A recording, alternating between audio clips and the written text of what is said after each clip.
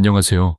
여러분, 저는 올해 85세가 되었지만 여전히 매일 아침 진료실 문을 열고 환자분들을 맞이하는 치과 의사 박세훈입니다.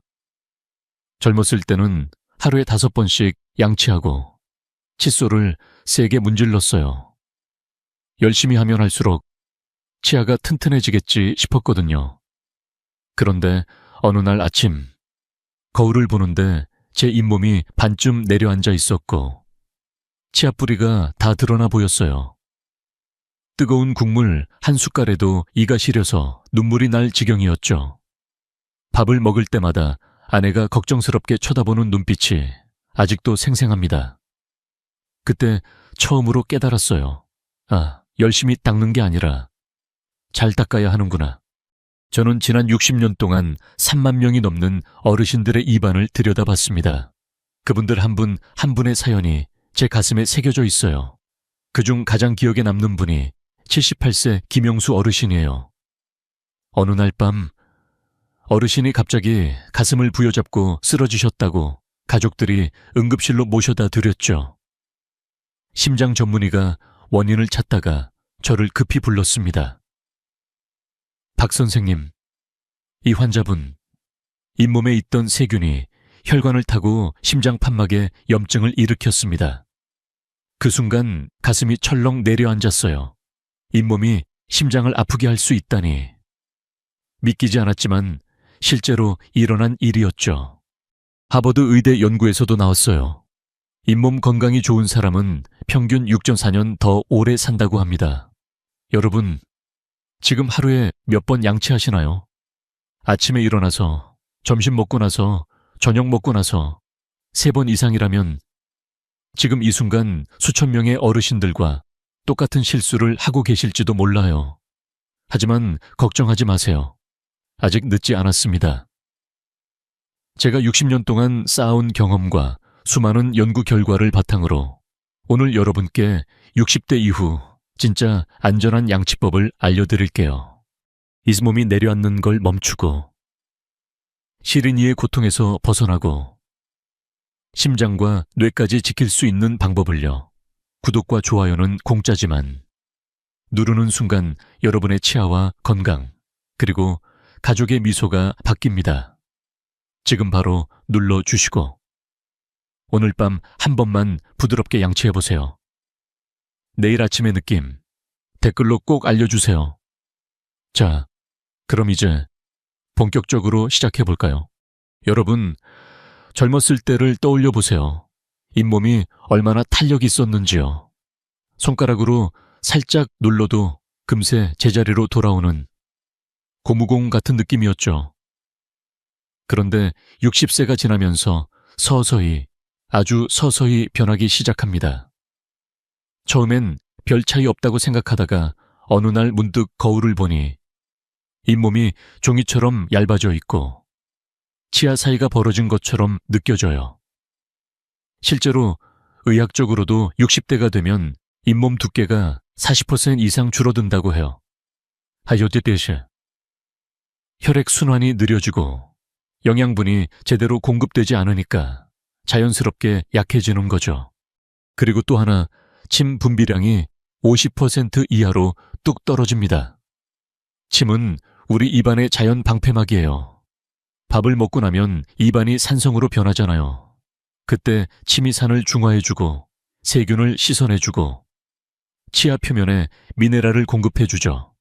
이게 줄어들면 입안이 건조해지고 냄새가 나고 충치가 생기기 쉽고 잇몸염까지 찾아옵니다. 심지어 그 염증이 혈관을 타고 심장까지 갈 수 있다는 사실. 아시나요? 제가 진료실에서 만난 72세 이정자 할머니 생각이 나네요. 할머니는 문을 열고 들어오자마자 이렇게 말씀하셨어요.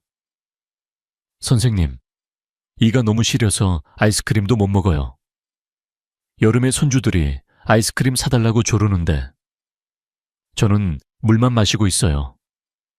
눈가가 살짝 붉어지셨어요. 검진을 해보니 잇몸이 5mm나 내려앉아 있었고 치근이 다 드러나 있었어요. 할머니는 매일 아침 저녁, 심지어 점심 후에도 5분씩 꼼꼼히 양치하셨다고 하셨어요. 하루 3번. 오래오래 닦아야 깨끗하다고들 하잖아요. 왜 이러죠? 그때 할머니 손을 잡고 말씀드렸어요. 할머니, 열심히 하신 건 맞아요. 그런데 이제는 잘 닦아야 할 때예요. 잇몸이 약해진 상태에서 강하게 문지르면 잇몸이 닳고 치근이 노출되고 결국 치아가 흔들리기 시작해요. 심하면 턱뼈까지 녹아내려서 나중에 임플란트를 하려고 해도 뼈가 부족해서 어려워질 수 있어요. 할머니는 눈물을 글썽이며 그럼 이제라도 고칠 수 있을까요? 하고 물으셨어요. 당연하죠. 지금부터라도 바꾸면 충분히 좋아질 수 있어요. 라고 답해 드렸어요. 사실 이는 단순한 치아 문제가 아니에요. 잇몸이 약해지면 염증이 생기고 그 염증이 혈관을 타고 온몸으로 퍼져요. 심장병, 뇌졸중, 당뇨 합병증까지 수명과 직결된 문제예요. 여러분도 지금 이 순간 내 잇몸은 괜찮을까 하고 한번 만져보세요. 살짝 눌렀을 때 통증이 있거나 치아가 길어 보이거나 피가 나는 느낌이 들면 이미 신호가 온 거예요. 하지만 걱정 마세요. 다음에 알려드릴 방법들만 잘 따라 하시면 충분히 되돌릴 수 있습니다. 자, 그럼 이제 우리가 당장 멈춰야 할 잘못된 습관들 하나씩 살펴볼까요? 여러분, 이제 우리가 당장 멈춰야 할 첫 번째 습관부터 이야기해 볼까요? 바로 하루 3번 이상 양치하거나 밥 먹자마자 바로 닦는 거예요. 저도 젊었을 때는 식사 끝나자마자 칫솔을 들고 화장실로 달려갔어요. 음식 찌꺼기가 남아있으면 안 되니까 하면서요. 그런데 그게 오히려 제 치아를 망치고 있었다는 사실을 나중에 알았습니다. 식사 직후 입안은 어떤 상태일까요? 밥을 먹고 나면 입안이 레몬즙처럼 산성으로 변해요. 특히 탄산음료나 과일을 드시면 더 그렇죠. 이때 치아 표면의 에나멜층이 살짝 부드러워진 상태예요. 마치 젖은 유리창처럼 말이에요.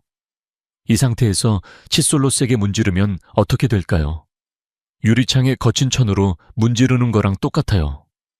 닦을수록 흠집만 생기고 오히려 더러워 보이는 거죠.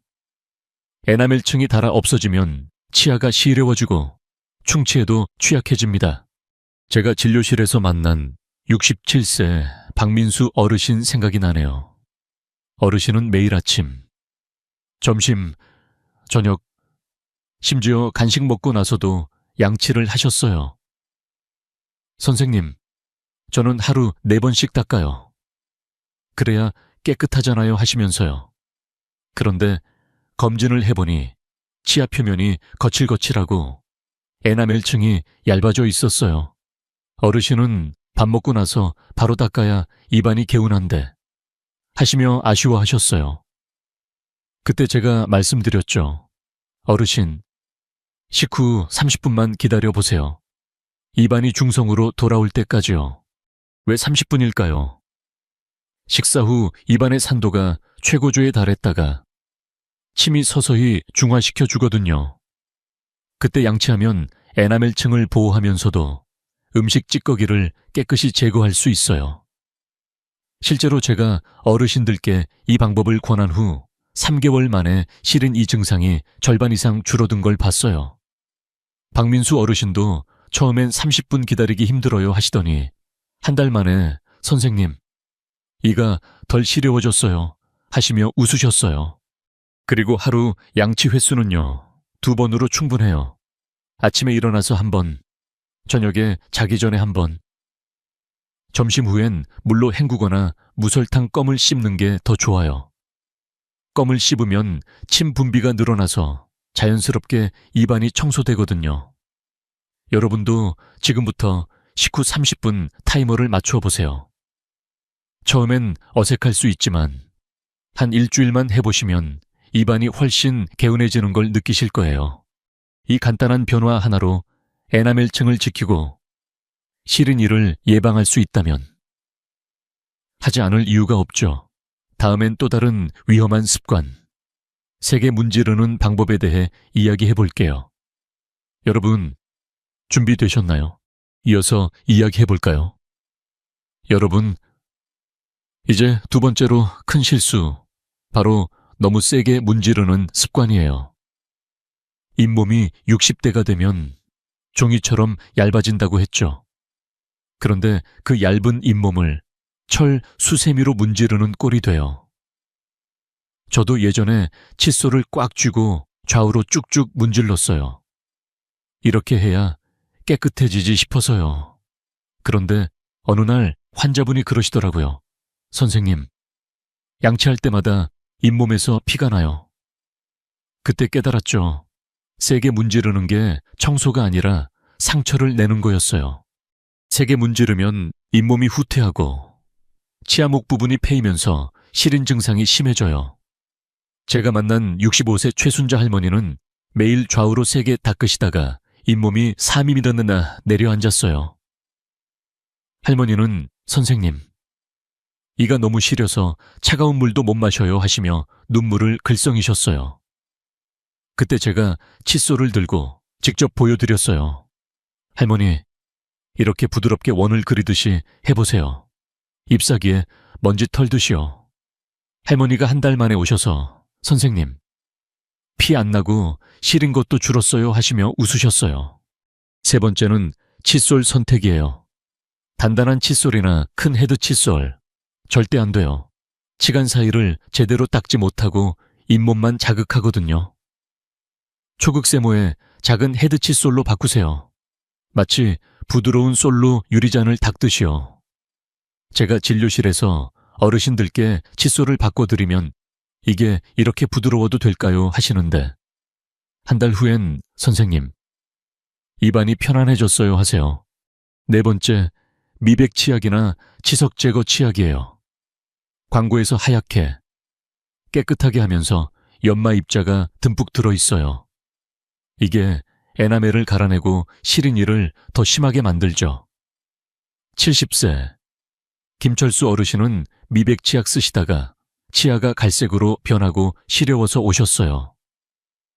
선생님, 치약이 문제였나요? 하시길래 불소와 아르기닌 들어간 치약으로 바꿔드렸어요. 3개월 만에 이제 웃을 때 자신 있어요 하시더라고요. 마지막으로 3분 이상 오래 닦는 거예요. 오래 닦는다고 깨끗해지지 않아요. 마찰로 손상만 늘어납니다. 황금 규칙은 하루 2회, 2분씩 부드럽게 예요. 타이머 맞춰서 해보세요.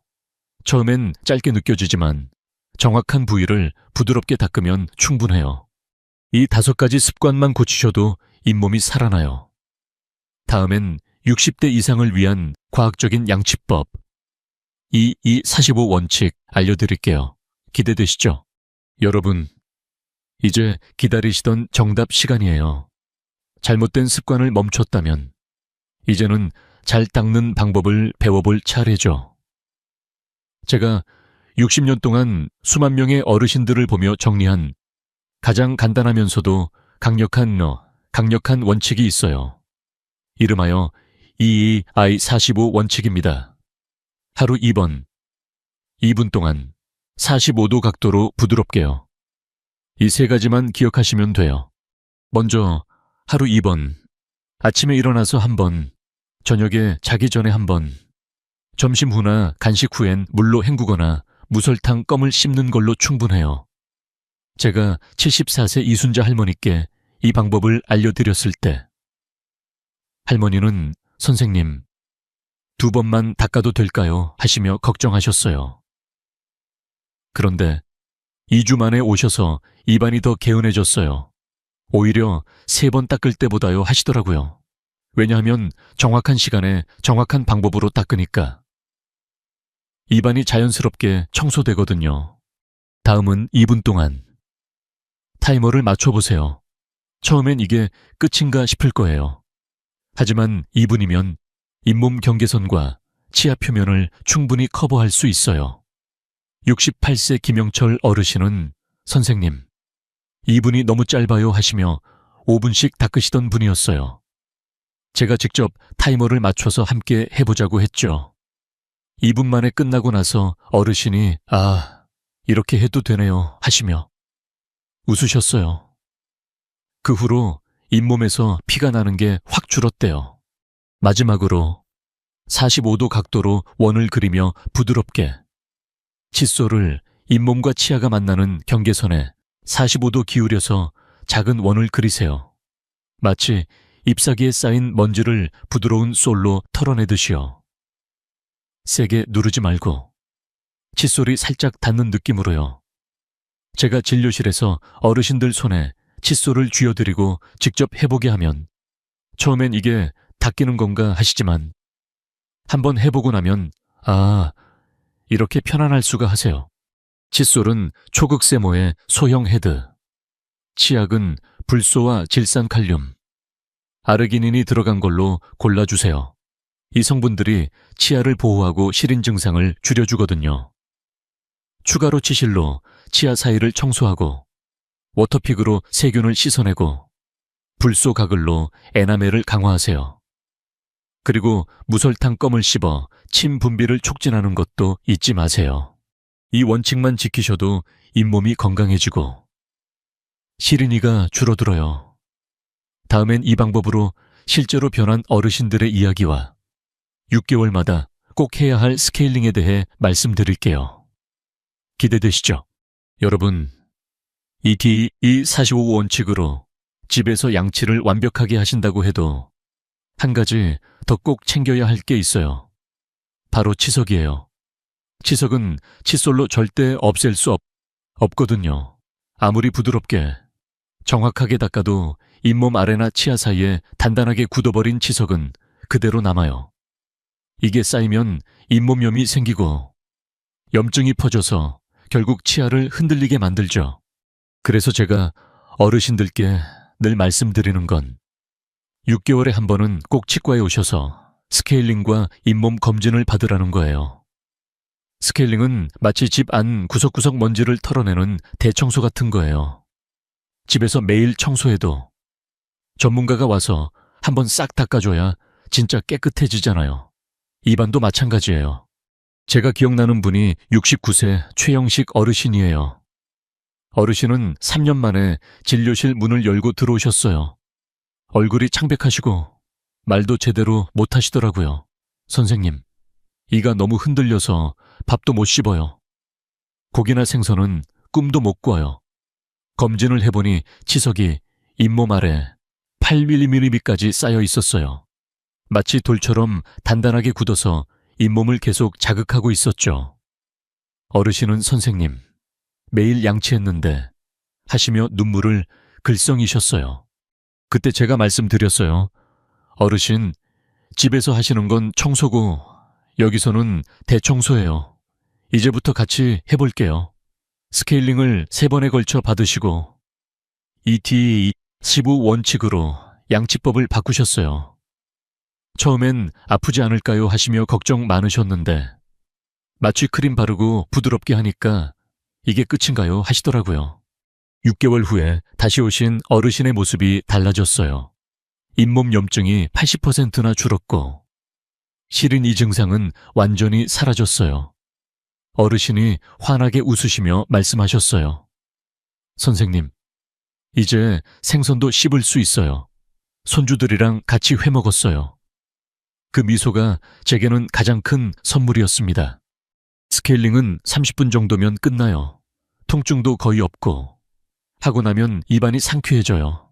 잇몸 검진도 함께 받으면 작은 문제도 미리 잡을 수 있어요. 여러분, 6개월에 한 번 치과를 건강지킴이로 생각해보세요. 다음엔 잇몸을 더 튼튼하게 만드는 치약과 음식 이야기 나눠볼게요. 기대되시죠? 여러분, 이제 입안 청소가 끝났으니 도구를 제대로 골라보는 시간이에요. 칫솔은 이미 초극세모로 바꾸셨을 테고 이제 치약 차례죠.